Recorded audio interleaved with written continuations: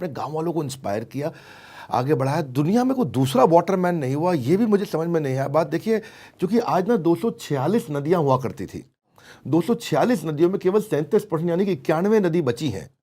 क्या मैं ठीक कह रहा हूं कि बाकी 150 नदी खत्म हो गई? मर गई, सूख गई, गंदे नाले बन गए।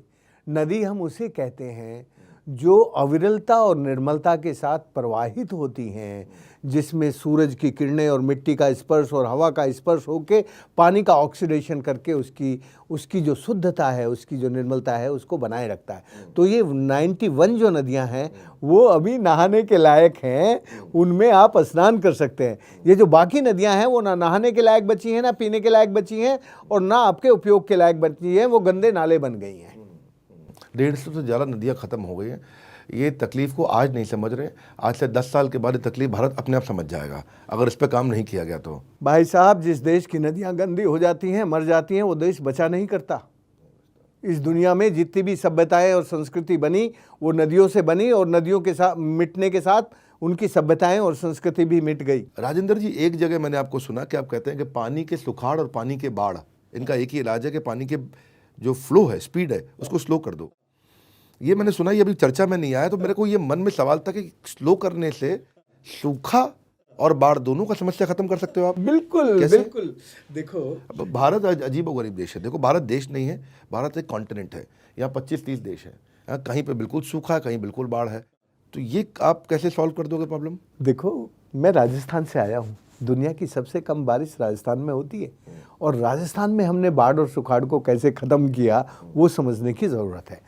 जहाँ पानी बरसता है ना, उस पानी को आप हरियाली से, घास से, या छोटी छोटी स्ट्रक्चर बना के उस पानी का जो फ्लो है उसको स्लो कर दो। जब उस फ्लो को स्लो करते हो तो वो पानी धरती के पेट में जाता है नीचे, और फिर बाहर निकल के लोगों को जीवन देता है। मतलब ओरिजिनल थॉट पे आ जाएं कि आप वर्टिकल स्ट्रक्चर बनाओ, क्रिएट करो, पेड़ों के थ्रू, पौधों के थ्रू वर्टिकल स्ट्रक्चर में पानी को फिर से स्टोर कर लो, नहीं तो पानी ऐसे निकल जाएगा। हाँ बिल्कुल। तो अपना ओरिजिनल थॉट वही है, उससे पानी का स्पीड स्लो हो रहा है। क्योंकि मेरे मन में था ये सवाल, मैंने कहीं सुना था।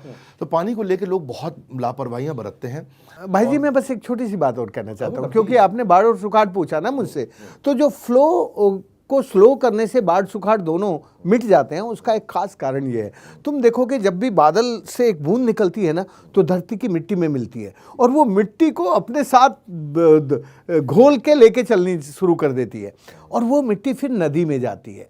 तो उससे नदी का तल ऊपर उठने लगता है, और जहाँ से मिट्टी सारी धुल गई वहाँ तो घास भी नहीं होगा, पेड़ भी नहीं होगा।